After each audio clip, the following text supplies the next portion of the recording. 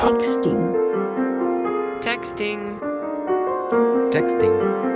Texting. Texting. Texting. Texting. Texting. Texting. Texting. Texting. Mark, Will, and Tomek present Texting. Take off, ascend, drag out, drop, climax, descend, expand, compress, develop, swell, build, climb, peak, retreat, layer, anticipate, drive, thump, zone out, meditate. Incremental, sensual, textured, spiritual, oscillating, symphonic, stringy, elastic, bendy, wavy, atmospheric, progressive, seamless, hypnotic. Welcome to another episode of Texting with me, Tomek, in Exeter. I heard you say climax. I'm Mark Will in Taipei. I did say climax. It's appropriate. It is. So today we're discussing progressive house / trance DJ Paul van Dyk. And I started the show with adjectives and verbs that I associate with that genre of music. Did you have any other comments to those opening words besides the comment on climax? Did you say ascension? I said ascending. Ascending. Okay.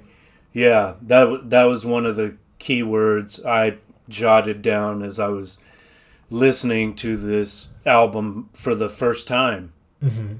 Because this is new to me, which is fair enough because the last episode when we considered David Bowie's Berlin trilogy, that was more in my wheelhouse, I guess you could say. Right. So I'm very eager to hear what you have to say about this album because there's no doubt you're much more knowledgeable about it than I am, and it's completely new to me.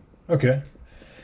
Cool. Yeah. I'll give the listener a tiny bit of background about Paul van Dyk, more specifically than the album Seven Ways, which is going to be our focus. Paul van Dyk, a German with a Dutch name. I guess that's just his moniker, right? Yeah. So why is that? I mean, do you have any insight into that? I don't, but I do know that there are. Well, I know there are a lot of DJs. There are a lot of Dutch DJs who use the Van Korsten. Yeah, the names are not coming to my mind immediately, but I know that that's a common way. So that's an interesting thing to explore. Oh, so it's like a rapper that calls himself Lil something. Exactly. It must be something like that, really. Well, I'm Mark Van Will, bitches. Exactly. So, born in 1971 in Eisenhüttenstadt in East Germany, Paul van Dyk grew up in East Berlin. His musical education came from radio. Where he grew up, there were no record stores in which to buy music, so he kept in touch with the world beyond the Berlin Wall by secretly listening to the popular but forbidden Western radio station RIAS, Radio in the American Sector, and SFB, I don't know what that is, and mixtapes occasionally smuggled into the country and copied among school friends. Shortly before the fall of the Berlin Wall, Van Dyk and his mother were given permission to leave East Germany and moved to Hamburg to live with his aunt. And in 1990, Paul van Dyk moved back to Berlin. I'll just read one more sentence. One of the first truly renowned DJs, Paul van Dyk was the first artist to receive a Grammy Award nomination in the newly added category of Best Dance / Electronic Album for his 2003 release, Reflections. So, what's the source of this information? This is Wiki. Okay. Yeah, I kind of just pulled out the stuff that I thought was most interesting from his bio. Well, that is very interesting considering, as I said, the last episode was about Bowie's Berlin trilogy, and right. Here we have a kid that grew up. I mean, he would have been a teenager when Bowie was in West Berlin on the other side of the wall, working on, Low and Heroes. Right. So he grew up in East Berlin. Yep. Okay. Yeah. And yeah, he's definitely considered a pioneer of progressive house and trance music. Some people might write him off actually because he's so kind of, especially he became very quote unquote commercial. I mean, he's just super, super popular. And yeah, some people might think that he's kind of, overly commercial, a bit watered down. But I think the album that we're looking at, and today we don't even have to concentrate that much on the album. We can just kind of discuss maybe the genre as a whole. But the album that we're looking at in his career is kind of before he really blew up. So it still has a sound that for me is more interesting musically. But this was my favorite album. This was a huge album, right? It was number one. It was voted the number one record by readers of DJ Magazine. Okay, I didn't know that. Okay, maybe I'm wrong, but I think that was on. Sure. I think that was on Wikipedia too. I mean, that's so it wasn't. I thought it was huge, but of course I'm not as familiar with the genre. But I wanted to ask.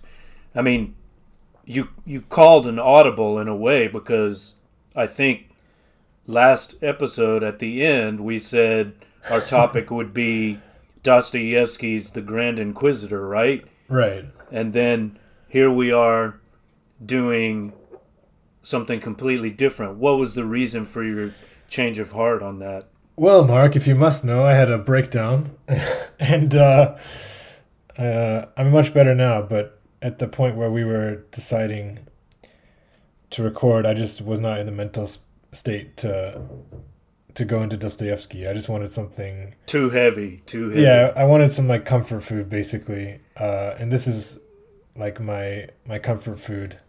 Okay, well, tell us more about that. I mean, it's certainly understandable that you didn't want to deal with you didn't have you weren't in the right psychological space, let's say, to deal with the issues that Dostoevsky raises. And exactly. That's I mean, hey, that's completely understandable. But why this particular album? Why is this your comfort food? Well, one theory could be that the first time I took ecstasy, I was 20 years old, I believe, or maybe 19. Actually, younger. I was 18.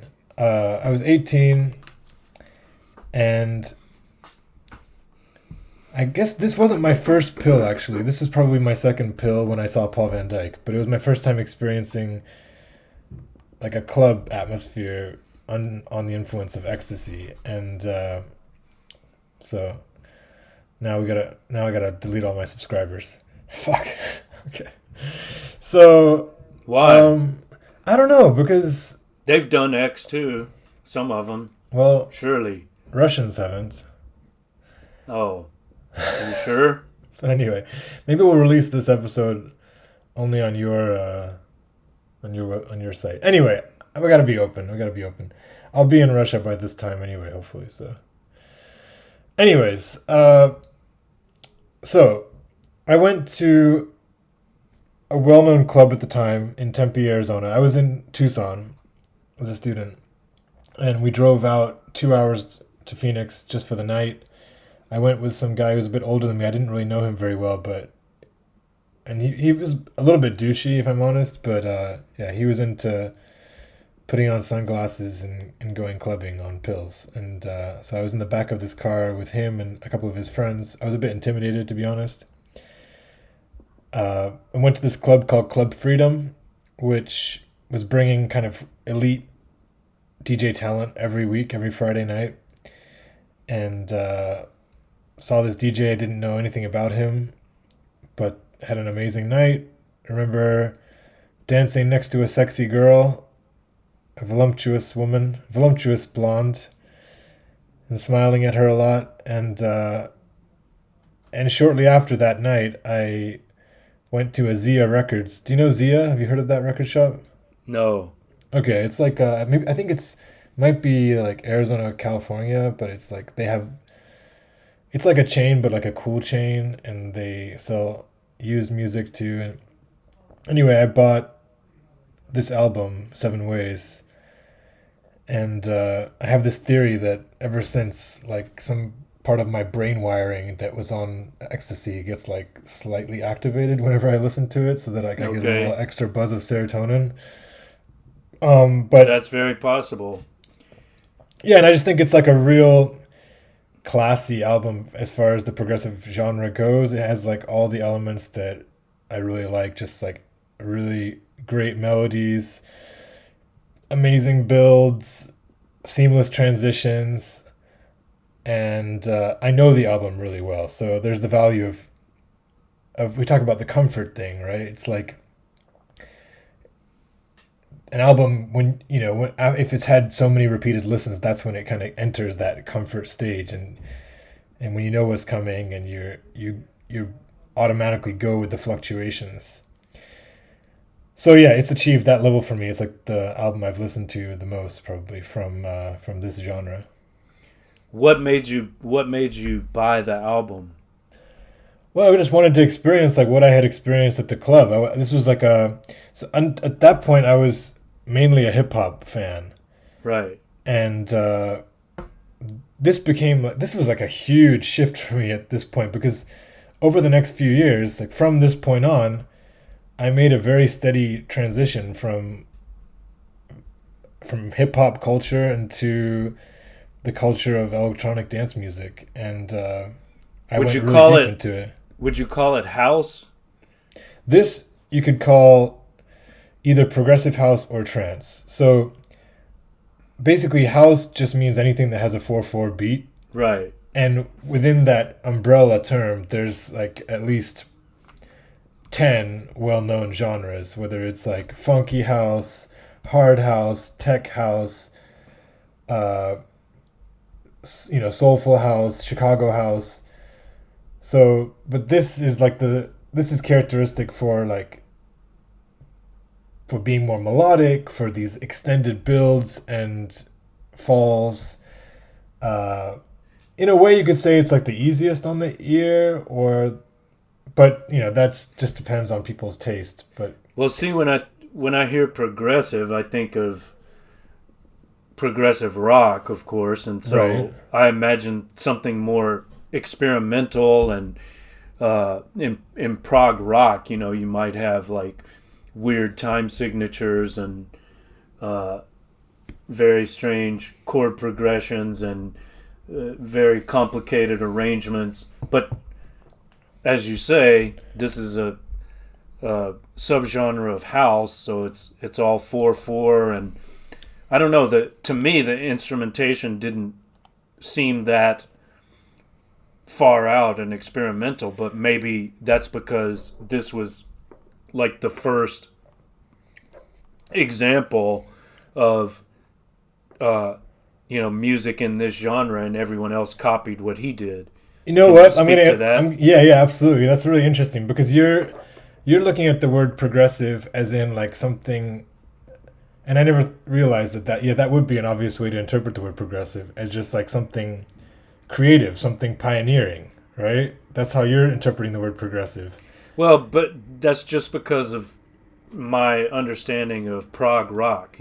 Progressive Sure. rock is, we mentioned the King Crimson guitarist in the last episode. King Crimson is one of the major prog rock bands, and so they're known for doing very non-mainstream, non-commercial, even though they were to some extent commercially successful, but very experimental stuff, and like classically inspired. The influence of classical music on rock is most pronounced in progressive rock, I guess you could say. No, and I think that like the pure adjective of progressive is, you've got it spot on. Like it means something that's pushing, that's innovative. But actually, when we're talking about the genre of progressive house, it's a different meaning of the word progressive. It actually literally means something that's progressing on the previous thing, like a staircase. It's building. So it's building. That's what it means. That's all it means. It's a genre that builds and falls. It's that ascension that exactly we both so that's alluded to at the beginning, and so that that's yeah all that that means. was very obvious to me as I listened to the album in its entirety. Yeah, so I mean, it's kind of like the emotional landscapes that we referred to in the Bjork episode. This kind of crescendo, right? Everything builds, exactly, and then it's like a wave crashing, and then another wave comes after that. Exactly, that's exactly right. I mean, I just get incredible highs from dancing to this music. I think some of the best euphoria I got on the dance floor was actually my first year in Korea before we met.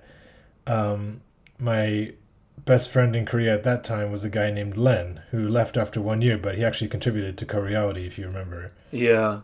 I think he may have even written one of our manifestos.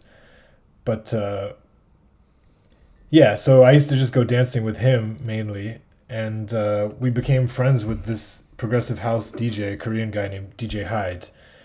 And sometimes it would just be like me and Len on the dance floor, because sometimes like Hyde didn't have a huge following. So we'd go to a club, and we got to know his selection, and he played a couple tracks.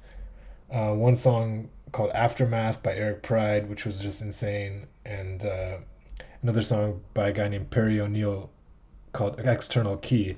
And basically these tracks would just build, and then when they hit their peaks, we would just go mental for like the next 60 seconds, because like the DJ will keep you at that top peak for anywhere between probably 60 seconds and 2 minutes, and then he'll scale down again. It's very sexual, isn't it? It's like it builds to a climax, as you said, but more to the point, orgasm. It's like an aural orgasm in a way. There's a famous track in house music, I think it's called Orgasm. I think it's by or French Kiss, but yeah. I think it's called French Kiss, but it's in that track. Like it's just the sound of a woman having an orgasm over a beat. So yeah, I mean that's an element, and you'll notice that many DJs will like use breathing as one of. I think even on this album, there's sections where there's some breathing sounds. So yeah, that could be. I mean, I don't think it's a requirement to look at it that way, but I think that it's like there for sure. Well, not having been part of that club scene, or at least, certainly not to the extent that you have been, I don't have the same reaction to this. I don't have that nostalgic connection. Like when I'm just listening at home, I'm just taking note of what I'm hearing, but I have no special feeling. But as I was listening, I could imagine liking this very much if I were drunk or on X. I felt like that was kind of at a club, dismissive, while trying to. No, not at all. I mean, I've had fun nights, listening to music, house music of this particular genre or one of the related subgenres, while drunk and trying to dance with beautiful females. I mean, I can imagine that feeling of euphoria, experiencing that feeling of euphoria while listening to this. But when I'm just listening at my home, I'm not drunk, I'm not on X, I'm not dancing, I'm alone, I'm not surrounded by beautiful females who are also drunk and on X and dancing. It's different. It's different for me. Yeah, but I'm trying to suggest that it stand on its own merits, and like I want to know I think for me, like I can have incredible experiences listening to this, like on a walk or in various states, It's very much like a solo walk it music could for be me. my lack of. I don't think there's any doubt. It's due to my lack of familiarity with this genre and the related subgenres. You know, to me, it sounds, I don't know, almost generic. Maybe because everyone that came after him copied him, but it feels like I've heard this album before, like at a club or a trendy bar or an art gallery opening. You know. I mean, maybe, yeah, but for me, like, the melodies on this album are really good. The sounds he chooses to use, you know, like I've listened to quite a bit of progressive house, especially in my university days and like directly afterwards, and yeah, this album stands out to me for sure. Yeah, let's talk about the sounds. I mean, I don't want to be dismissive. I'm not trying to hate on this at all. I'm just trying to accurately describe my impressions. But sure. Yeah, there were certain sounds that I did hear and think, oh, that's different. That's quite distinctive. That's not something I have heard before quite like that. And most notably, it would be what I call the sawtooth patch that I hear on Beautiful Places and Come and Get It. Do you know what I'm talking about? I know that this is the tricky thing when we're discussing this, because it's, I mean, I did take notes on each track, but without like having the music in front of us, it's kind of hard to refer to specific sounds or have the listener appreciate what we're talking about. Well, but sawtooth, you can imagine what that is, sure, right? It's like a jagged kind of, maybe slightly distorted, and maybe that's why I like it, because it sounds more rock-like. It's almost like a, you know, electric guitar or something. Right, It's a kind of harsh, rough tonality that he featured on at least 2 tracks, and I like that, and I thought that was probably the highlight for me, like the most exciting component of his sonic palette. Okay.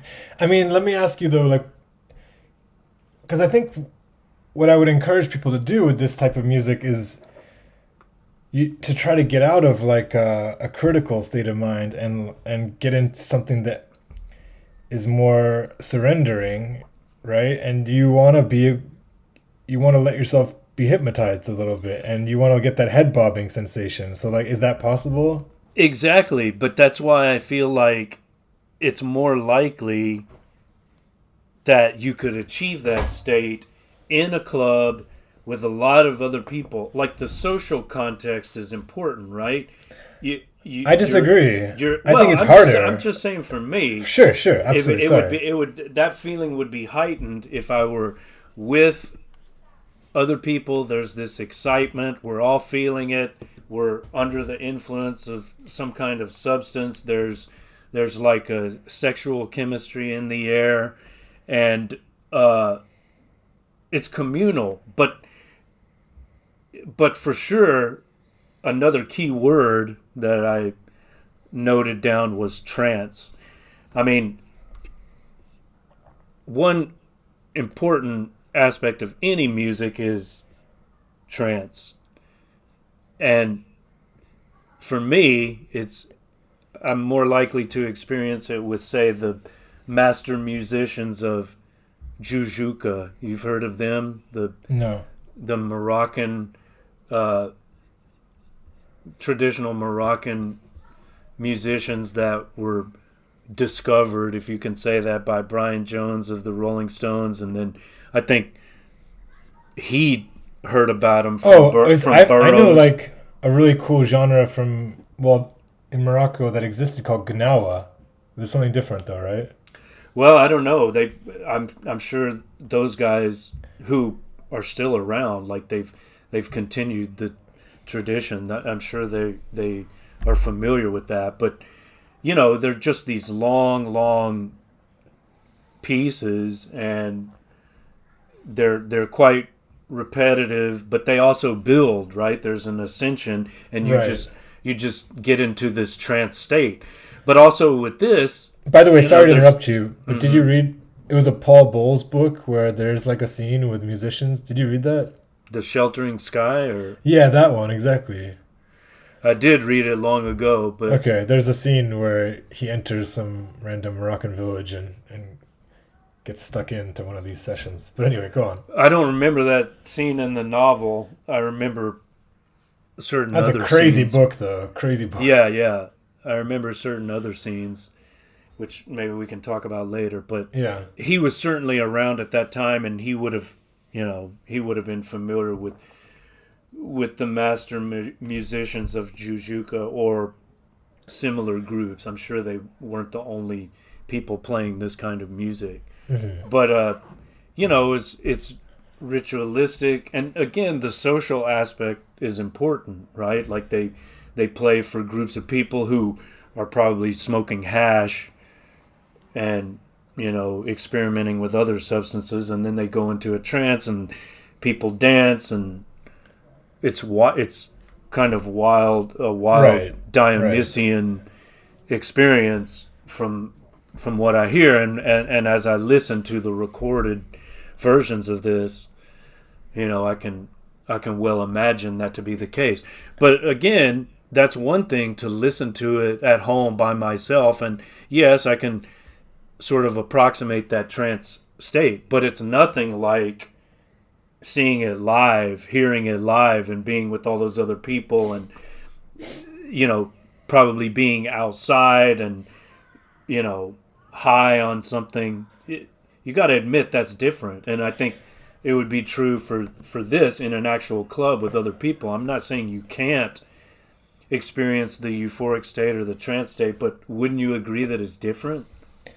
I understand where you're coming from, and I guess I'm just saying that sometimes, okay, there are a few moments at clubs where I really lose myself, but I think a lot of times at clubs, I don't know, there's elements of distraction, whether it's, people can be a distraction for me, whereas like when I'm alone, if, for example, I had a lot of like great trance music sessions on long freeway drives in America, Okay. And I was smoking at the time, so I'd like have a couple cigarettes going. It'd be nighttime, and just bumping the music, and like that would be like a really great way for me to enter those like zones of just absolute flow. I can understand that. Or on walks where I'm like really where there's not too much going on. So yeah, I guess I would just say sometimes I can get a lot deeper into the music and pay more attention to it when I'm alone. But it's interesting that you connect it to a kind of MDMA flashback, like you feel right. that the whatever psychological channels or connections were established when you had that first experience. They're kind of like reactivated. Right. I've heard stuff like that with like acid flashbacks, right? So I think I might just be playing out this fantasy narrative, but I definitely felt there was something to it. Well, I think it's probably legit. I wonder if we should switch topics to like get very meta, and like we could analyze my insecurity about what I've talked about so far and like whether it's legitimate or not, or maybe not. Yeah, go for it. What? I don't know. It's just like first of all, in Russia, like, yeah, drugs are obviously much less common and much more illegal. So we've heard about both of these sentences recently, both this teacher and then the basketball player, who've both been sentenced to pretty significant jail terms for bringing, what is it, marijuana oil, basically, or what do they call that stuff? But yeah. Well, I know about the basketball player. Who's the teacher? This was a teacher working at a major international school in Moscow, and he brought in some like medicinal stuff, cannabis oil or something. Yeah, cannabis oil, and he was like a father with two grown-up kids, and he went to prison. And he's in prison now. It happened about 6 months ago. Did he not know that it was? I'm sure he knew. He probably just hoped he'd get away with it. I mean, obviously it's not advisable to do something like that to Russia. Yeah. I mean, you're taking a big risk. Right. But yeah, I just hope that the problem is we're sharing this pod like with friends who are mostly like on our side and there's no issues, but who knows how far removed we are from having this pod get to someone, to a student, for example, or an employer. And once it reaches that point, if we're discussing drugs, and then it could get hairy. So I almost feel like this can be something that you release or something. Okay, well, I'm not worried about it. Okay, well maybe we can end it there. I think the listener gets the idea of the issues that surround this. But it's sad is my main point. That's the reason I think I'm bringing it up, is like I'm not used to self-censorship, this level of self-censorship being necessary. And if it becomes necessary, it's really is sad, and it's ridiculous that we live in a world where something like this cannot be discussed openly, exactly, freely, exactly. And it's not just in Russia, Sure. But maybe, since we're on this topic, maybe we can do an episode soon on the Michael Pollan series, How to Change Your Mind, which is about psychedelics. Right. I'm thinking about that for an upcoming episode. But yeah, you'd mentioned that. Mm-hmm. Yeah, let's get back to Paul Van Dyk and his landmark album. Sure. Do you want me to ask you a question, or do you have something else ready? Because I have some stuff I could bring up. Well, since our last episode was on Bowie's Berlin trilogy, as I was listening, I kept thinking, and by the way, it's fun for me to focus on a text that I'm not as familiar with. In fact, I hadn't even heard of it until you decided this would be our topic. It's always good to try something new, Mm-hmm. But of course, I couldn't help but think of the song DJ from Lodger, the third album in the Bowie Berlin trilogy. I am a DJ, I am what I play. Mm-hmm. How does that relate to Mr. Paul Van Dyk? Well, I want to say, I think there's a few ways I could take that question. I think it's an interesting question, because I think in our Bowie discussion, I mentioned that he referred to the DJ in a slightly condescending and derogatory way, right? Well, maybe not as much as the Smiths. Morrissey saying hang the DJ, so it's not quite like that. Why do you think he was saying that? Who? Morrissey? Yeah. Oh, it's some kind of commentary on, club culture of the 80s in Britain. And well, I think I don't know. You'd have to ask Mr. Morrissey, but I assume it was like a sort of disenchantment with the replacement of live music with DJs who are just playing records. Okay. But anyway, my point is, I don't think Bowie is being as condescending towards the DJ as Morrissey was. But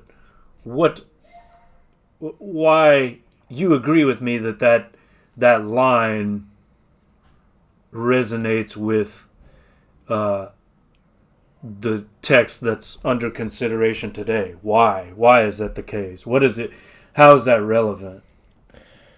Well, I think we should momentarily at least reflect on what it is that a DJ does. So like Yes. the craft itself. So That's what I want to do because I Right. don't know much about that. Is Sure. a DJ, here's a related question. Is a DJ a composer? they can be. That's the answer. Like Okay. Is like Paul someone Van like- Dyke? certainly, because he has original songs and he has Okay. songs that are like massive. So he's For not just example- sampling. He's not just sampling. He's composing. He's creating.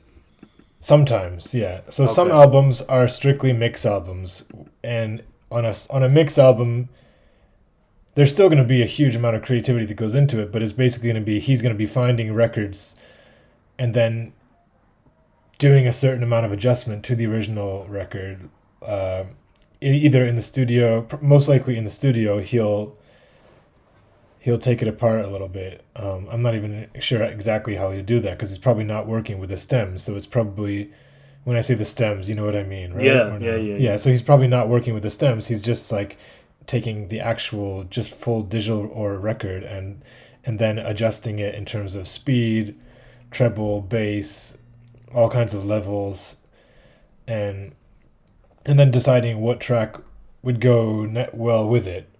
So it would be the art of manipulating the original track, and then the order, and then the transition between the tracks. So Yeah. that would be like the main work of the DJ. I mean, so a DJ would be, in theory, just listening to tons of records, and thinking of unique ways to showcase them. But yeah, many tracks will be will be listed on the back of an album and say remix. You know, like so the DJ will have remixed it. And yeah, Paul Van Dyke. I don't know how many original tracks he has, but I would say at least 20. You know, so he can definitely do the composing end to it. But on this Yeah. album, 7 Ways, these are Yeah. all original compositions? no, certainly They're not. Okay. No, I think that I would have to research, to be honest, like which tracks he actually created. But I think he wrote "Forbidden Fruit," which is like probably one of the biggest songs on the album. Mm-hmm. He co-wrote it at least. But yeah, we'd have to research it. Okay. Yeah. Well, another interesting aspect is that his ex-wife apparently is the vocalist on several of these tracks. Okay, so Natasha, right? Natasha Yeah. Van Dyke Seidel. Yeah. Okay. Yeah, I mean, again, that's another one of those things where you can look at it cynically with like the cringe aspect that so many progressive house producers tend to use, like a similar sound, this kind of like white girl sensual sound, female, you know, like that's like a very cliche of the genre. So that would be like Almost with a whispered vocal. yeah. So the cynic would say, yeah, it's just cliche, and someone who is willing to be more generous would say it works. Basically, Mhm. like it works, it fits the sound, and it's a convention of the sound that when it's done well, it's really successful, and when it's derivative, you can sense it. Mm-hmm. So yeah, I've heard it definitely done poorly too. You know, like you hear a lot of trance tracks that are just like, oh, so sappy and so corny. But I feel like this album isn't those things. Okay. Yeah. I would really like to know more about what he composed and what he, sampled or remixed. As a composer myself, as a songwriter, I'm always thinking about whatever I'm listening to from that perspective. Right. Yeah, I mean, I and unfortunately, I'm quite cold on that. I mean, obviously, we're working in a time where there are lots of programs, both for composing this type of music and also for mixing. So like my roommate my sophomore year, who was like very nerdy and like never went clubbing, so that's like a good example of someone who still loved the music, but he whipped out some like really crazy trance tracks, and he would kind of follow these basic rubrics of the build and the peak and the climax and the breakdown. So yeah, I think so. that These are technical terms of the trade, like that's standard. I think so. Like standard the build, vocabulary. Yeah, the build, peak, drop. Those are drop. big. That's another big word. Yeah, when the beat drops. Yeah. So I think that there's also the term producer, right? And producer is the one who makes the track. So you've got the producer, and you got a lot of people now who sit in their bedrooms with computers, right? And they're the producers. Then you've got the DJs who figure out how to put these tracks together.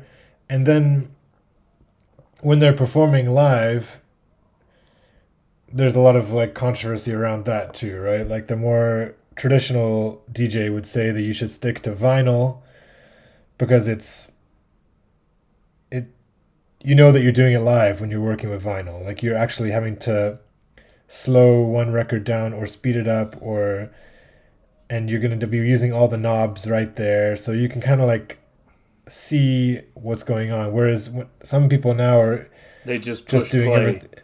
Yeah, kind of, or not necessarily just press play, but they're doing everything on a laptop, and you don't know what they're doing live, and so it makes the audience maybe feel more distant. I mean, maybe the audience doesn't care, right? If the music is what they want, but it becomes even less like you're playing an instrument and more like you're just pressing play.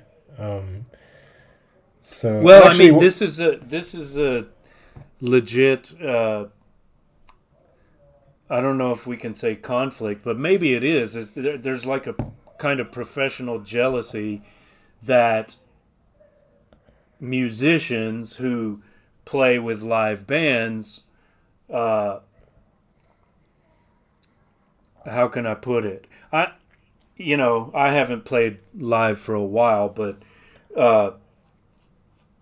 people I know here and elsewhere don't like DJs because I'm talking musicians, right? Because it's like it's putting them out of work. It's like people would rather hear someone press play, or maybe they're matching beats. I don't know if they'd go so far as to say there's no skill involved, but they would say, people just want to hear someone play records rather than listening to live music. And so it's putting us, musicians out of business in a sense. Right, so there's a real split there. And maybe that's what Morrissey was alluding to in that Smith song that I referred to. Right, and I think it would just be on like a case-by-case basis, right? Like I'm sure that majority of DJs, especially the famous DJs, like they are music nerds who are doing a lot of work and who would geek out on the craft. Yeah. But it's probably, there are some cases where people are just getting by on other, have achieved their fame through less artisanship. But yeah. Well, is a DJ a musician?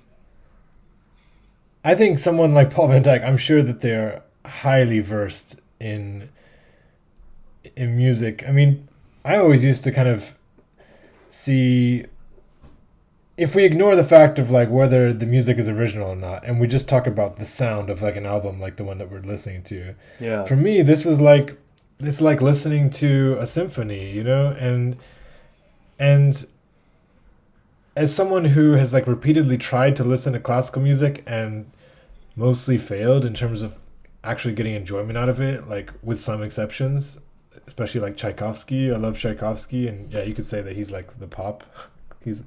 But he's quite challenging too in his own way. But the point is, like, this is music that has like that kind of string sound or it's instrumental like classical music is. It's orchestral in a way. It's regal, it's emotional, but it's easier, you know? And like, I'm not saying that's the reason we should listen to music because it's easier, but like more accessible. Yeah, it's more accessible. And like, I've always, and I wonder, I think the issue with classical music for me often is maybe that I'm not giving it repeated listens enough, right? So like if I picked a random symphony, most of the time I don't think I'm going to enjoy it much on the first listen. Maybe if I listen to it 10 times and even 20, that's like when you really start to feel it. So I guess my question for you like is, what do you see as the role of like the repeated listen in terms of music? Should music have an immediate satisfactory aspect, or I don't know if I would say that it should do this or that, you know. Right, I'm not comfortable with the word should. Yeah, too. should It's is stupid. maybe somewhat problematic. But I can say that music that is very important to me, I've come to appreciate it in many different ways. Sometimes there was an immediate love that I felt or connection that I felt, and then sometimes it took repeated listens, and sometimes it just sort of it just caught me. I was listening casually. I just had it on while I was doing something else, and then I found myself getting sucked in. But I think maybe it was when I went through a pretty intense classical phase when I was much younger. Maybe I kind of forced myself to understand and appreciate certain things. But even then, there were certain pieces, certain composers that immediately resonated with me. So it's different, you know, in every case. You just have to, each composer, each band, each singer-songwriter, I approach each of them differently, I would say, and sometimes, you know, a particular album or a particular song will affect me differently from all the other works of that artist. Okay, but then let's talk specifically about like classical music. How important do you think, in terms of your own enjoyment, do you think like a repeated listen is? Again, like, it depends. To know what's happening next, though, right? Your brain almost has to like learn it. Oh, I see what you mean. Yeah, to get out of the position of stress. Yeah, for sure. That you know, the more familiar with it, the more your appreciation for it deepens, I think. Like I recently listened to Beethoven's 7th Symphony again after, you know, not having listened to it for many years, and it was all just very familiar, and I got excited when the anticipation for my favorite passages was exciting in a way, you know. Right. And if it were my first listen, of course, it would be a different experience. But again, with that, you know, there are different symphonies, different orchestras throughout the world performing the same piece, and some you like better than others. And when you hear it live, that's another experience. Like I went to a lot of classical concerts when I was still in Houston, and some of these would be outside at these outdoor arenas, and it's just a different experience. And some of them are inside, like in an orchestra hall, and that's yet another way of experiencing it.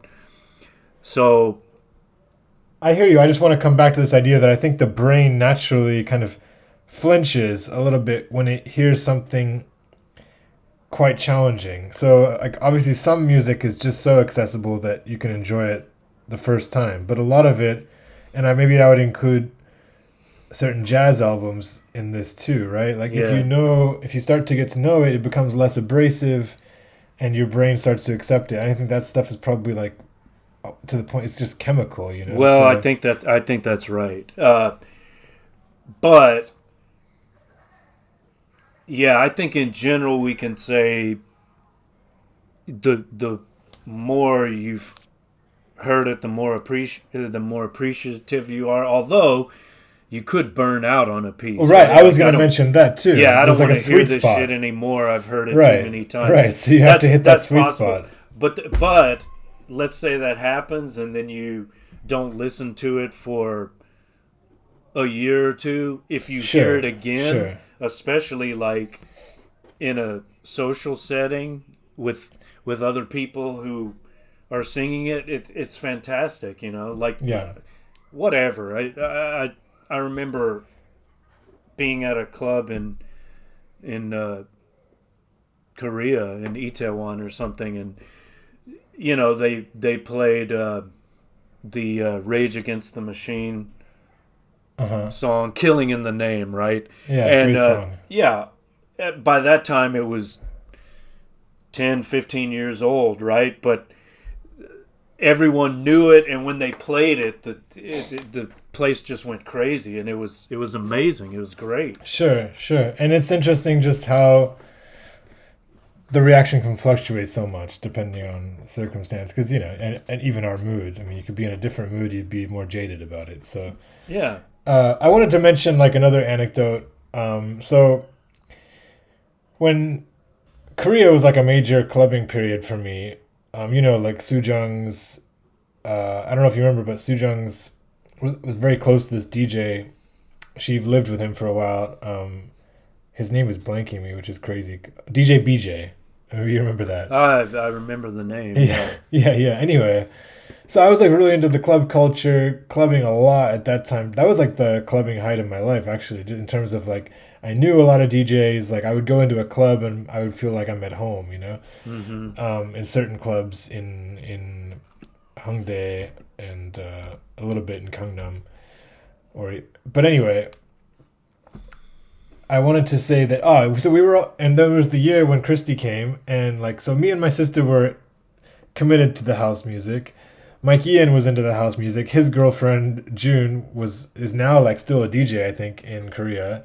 So anyway, we had like our like people who were like the house music faithful, and then we had Christy, and like Christy is very much prides herself on like her musical knowledge, and she's a great musician. Like she has a beautiful voice, and her main boyfriend at the time was like a really skilled musician, but she always liked like very progressive music, and again I'm using that word deliberately, but not in the sense of the progressive houses we were talking about, right? So she always like experimental, challenging music, experimental music, and like was very snobby and very critical of things that she felt were like unoriginal. right? And so we were always like taking her to the clubs and like kind of dealing with her. Like I could always sense her resistance to house music. She would give it a go, and like if she was drunk enough, like she would be able to like lose herself in the music to some extent. But she never took to these genres because she felt like it was derivative and repetitive. And I guess like my argument for her and like for those people who have listened to the genre that we're talking about with similar skepticism is like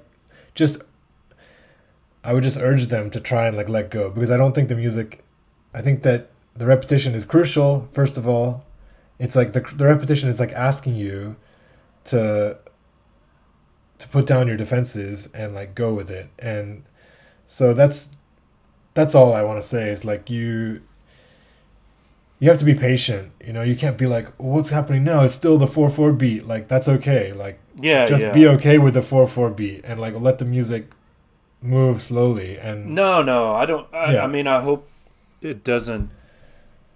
I hope I'm not coming across as no, you're not at all. As being a snob in that regard. You're not. No. It just doesn't. I just don't have the same connection with it as you do for a Sure. variety of reasons. Right. But I'm not opposed to any form of musical expression, and if I'm exposed long enough to any genre, it's going to influence me in some way. But the thing is, we have limited bandwidth, I guess you could say, right? Like we all have a limited amount of time and energy to devote to whatever it may be, music, literature. So we can't have an equal appreciation for everything. Of course, I guess I'm just saying that like I love to experience music. I want to somewhat lose the critical faculty when I listen to music, and that's what appealed to me about a lot of electronic music, right? It's like I'm able to try and just experience something really primally and without my brain analyzing it. Yeah. And that's what dance music can offer.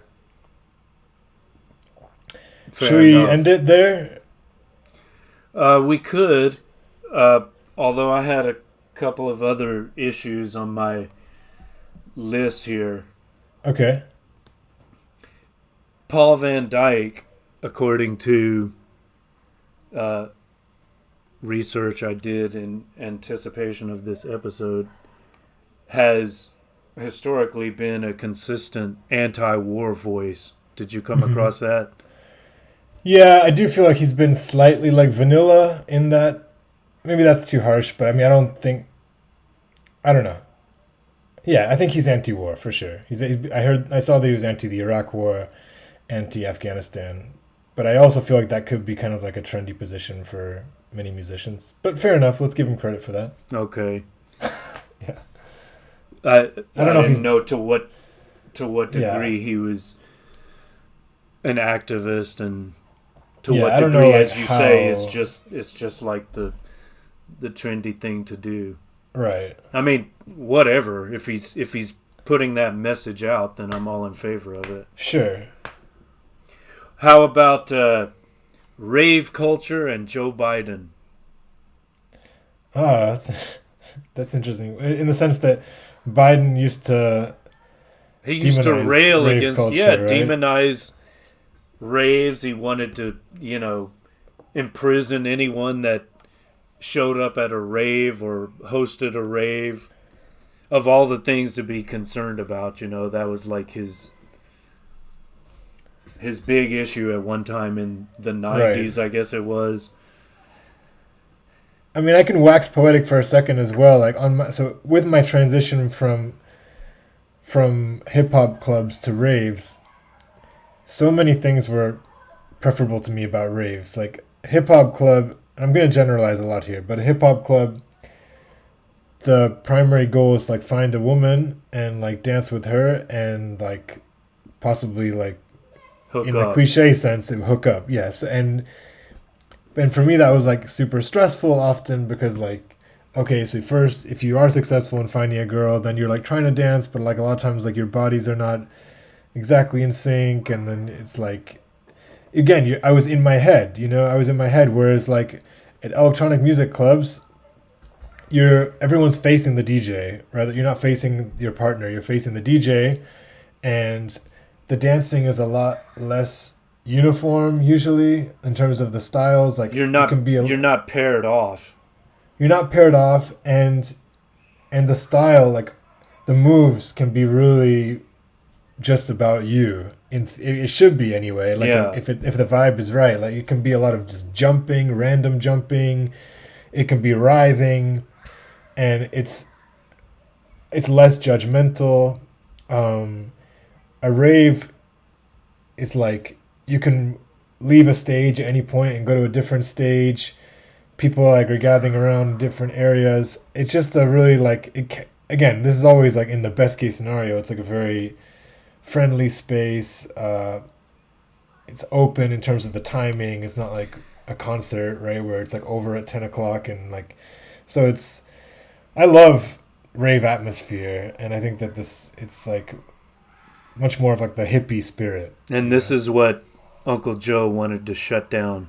Exactly. Fucking asshole. Well, yeah, hippie spirit. That's an interesting way to describe it, because in this series that I keep referring to, the Michael Pollan series on psychedelics, he episode 3 is MDMA and ecstasy, and basically, 1980 88 or whatever, they were calling it the second summer of love, right? Right. Like the first summer of love, 1967, was with LSD, and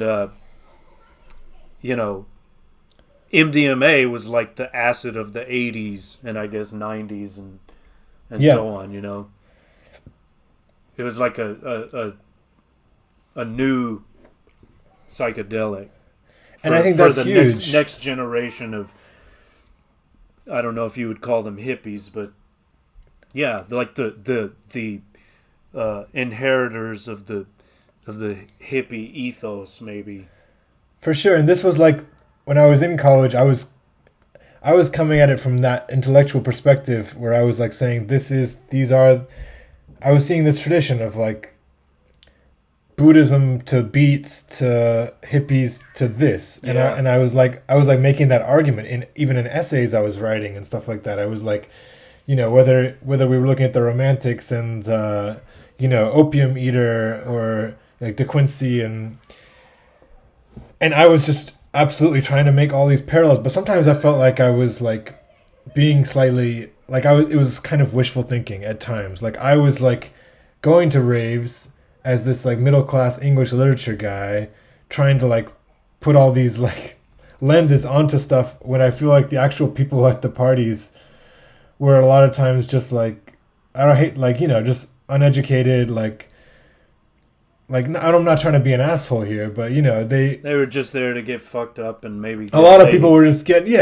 or not even maybe getting laid, because I do think that the drugs kind of like often, I don't think that sex was like as big of a deal as like at a hip hop club for sure, but it's like I was romanticizing it, and I could kind of feel sometimes that I was like a little bit of like a tryhard in like trying to superimpose all these like beautiful narratives. I don't think that culture. invalidates it though. I think you've got to make those connections. I mean, I would have been doing the same thing, and in similar circumstances, I do exactly that.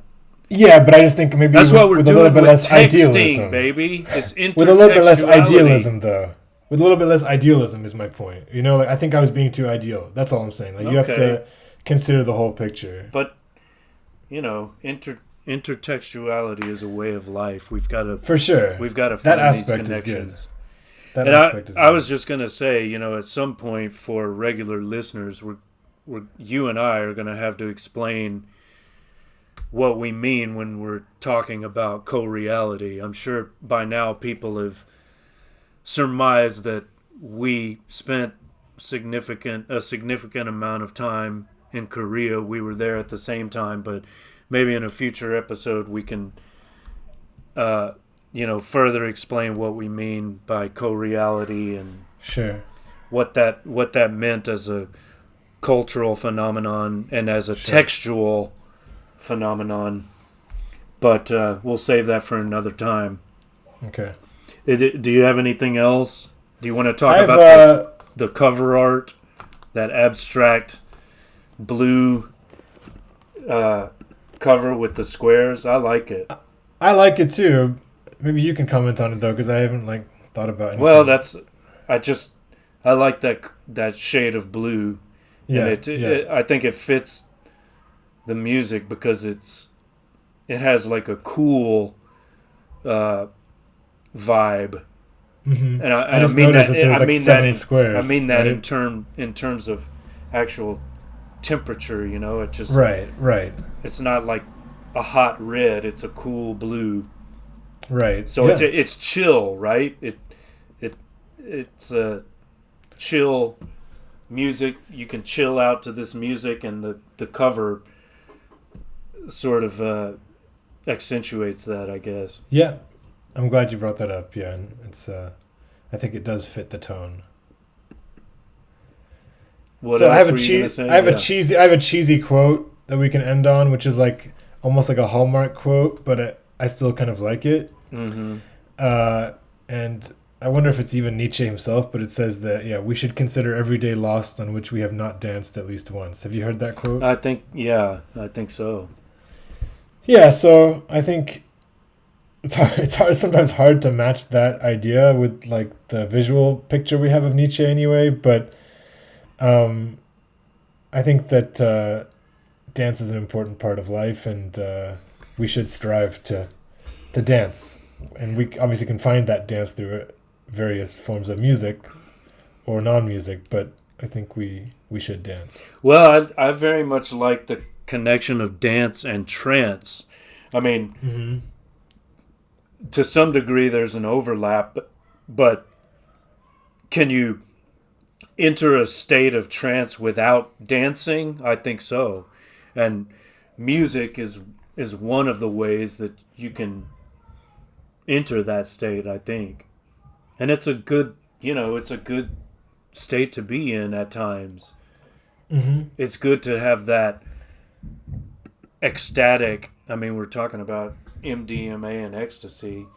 It's good to have that ecstatic feeling when we can move outside of ourselves and sort of experience the non-self, I guess. We can tap into that in trance states, or through meditation, or through, the experimentation with certain drugs. Yeah. These are valuable experiences. I think that they provide a lot of relief from the suffering that we experience as individuals torn away from the one Mother Earth, nature, unity. Well, and the wear and tear of daily life, Of course. We've got for living and existing to be worthwhile, we need these periods of periodic experiences of celebration, stepping outside of ourselves, entering a state of trance, dancing. Yeah, having a break from the barking dog mind. Yes. So, we hope that this episode brought you a break from your barking dog mind. Yeah. And what do we have next week, Mark? Well, I don't know. Should we... I don't remember what I had on the list, but I'm thinking of either... I'm in a drug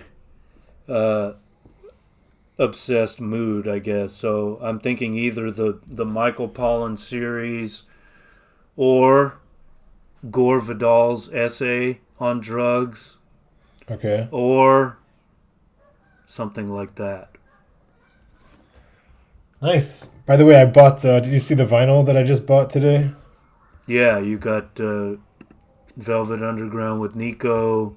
Exactly, and that's probably the most druggy of the three. So I just wanted to mention that. It's a good album for kind of feeling high. Well, okay, if you're on heroin, I guess. Yeah. But what was the other one? I got Buena Vista Social Club, Right. a great album, and Stevie Wonder interviews. Oh yes, Stevie. Oh yes, we should do an episode on Intervisions, or one of those great Stevie Wonder albums from the 70s. It's my favorite album, and like I've really struggled to find it in Russia, and when I did find it, it was just like $100, So I got it here for like £20, and so I'm excited. Yeah, that's probably my favorite Stevie Wonder album too. Okay, then yeah, we'll definitely have to save that for a future episode. We've been on a music jag here, so maybe we should try something. Try a different genre, either the docuseries or go back to an essay. But we'll see. We'll work that out. If you listeners have any preferences, you can notify us in the comments. Absolutely. All right, over and out. This should be my last pod outside of Russia if all goes well. Okay. So We'll be back in Moscow soon. And thanks, Mark, for indulging me with Paul van Dyk today. All right. Good luck. All right. Peace out, everybody.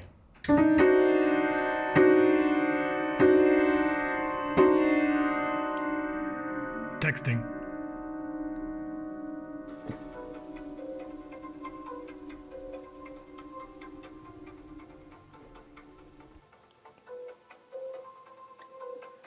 So Paul van Dyk, why do I love his music? Where do I begin?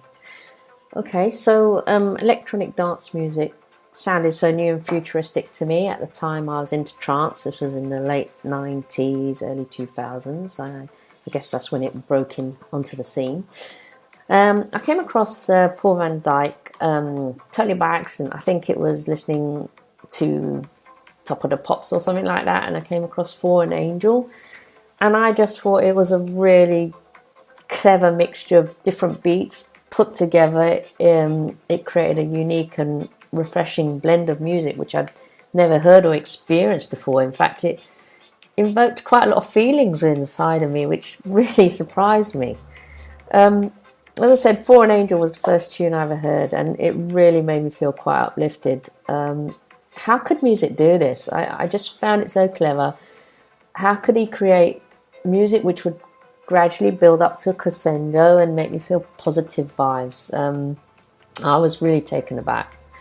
At the time, I guess the particular space I was in life, I really didn't want to listen to music which invoked difficult feelings or talked about difficult experiences or broken hearts and so forth. So I was listening to a lot of music which didn't have vocals in it. And I guess I came across his music at the right time.